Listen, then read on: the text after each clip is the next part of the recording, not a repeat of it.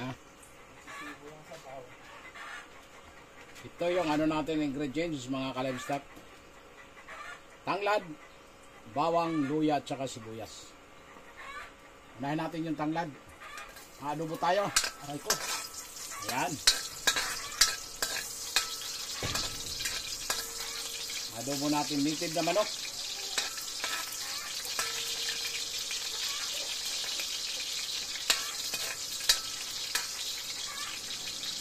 Sunod natin ang ating luya.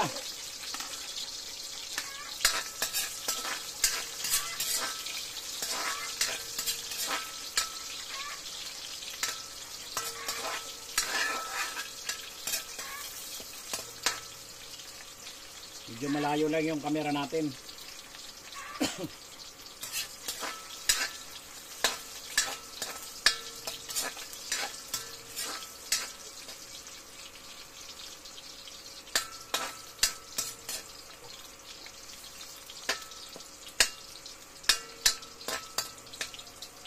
Sunod natin ang ating sibuyas.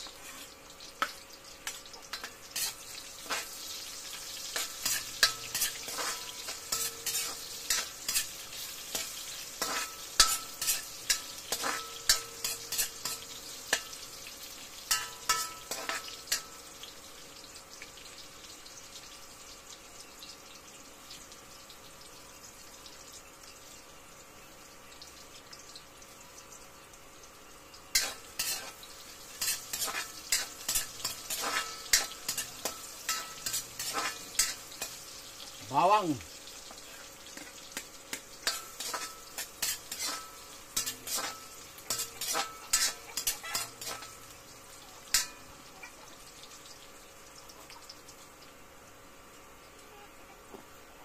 Lagay na natin yung ating manok. Bali ano na to, mahigit 1 taon na. Ang edad nitong manok natin, nangingitlog to.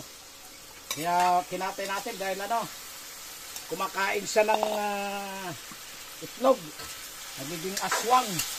Ito namarinig na natin ng ano, paminta, lagyan natin ng asin, bitsin at saka sukal. Yan. Kailangan ito 1 hour ang pakulo natin ito kasi matanda na to, 1 taon na. Nagiging aswang siya. Kinakain niya yung mga itlog. Ang dami niya nakain, kaya kailangan na husgahan talaga.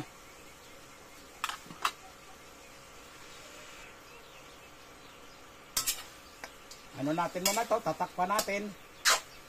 Pag nawala na yung katas niya, saka natin lalagyan ng tubig para yan ang panlaga natin, para lumambot.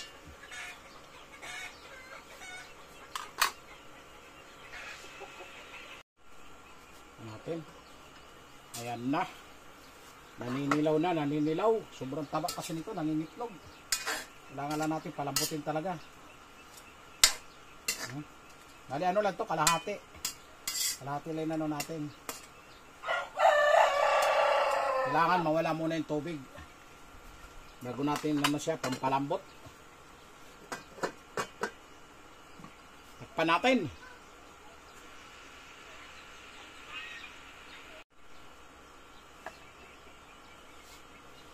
Lagyan na natin ng tubig para malaga.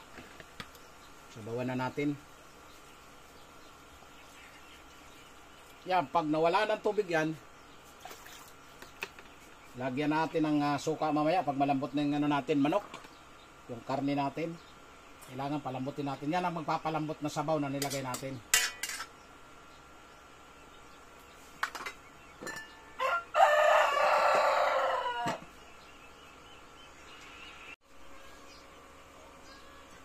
Ayan, medyo ano na siya, malambot na.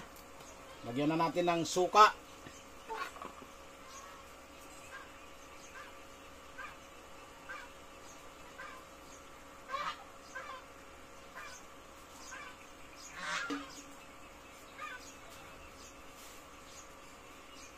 Minutes, wag natin muna haluin para makaano yung ano, suka. Kasi pag hinalo natin agad, tendency titigas pa rin yung laman. Takpan muna natin.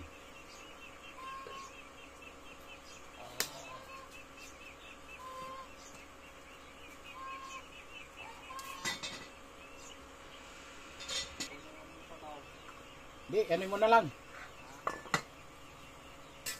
Haluin na natin. Ayan na siya, oh.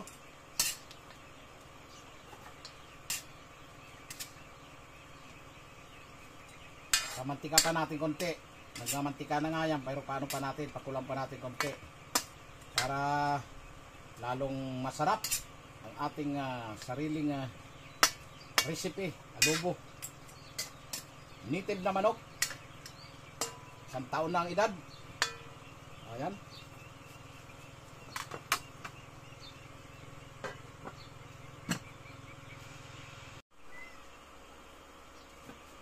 Ayan na ang ating adobo. Native na manok.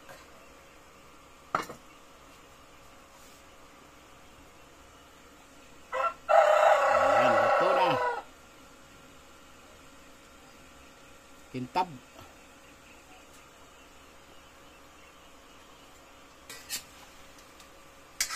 Oh. Iba talaga pag native na manok tapos mataba sobra, nangingitlog. Puro mantika ang inabot.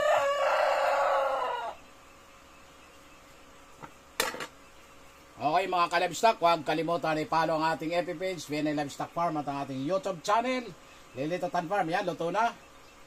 Lambot.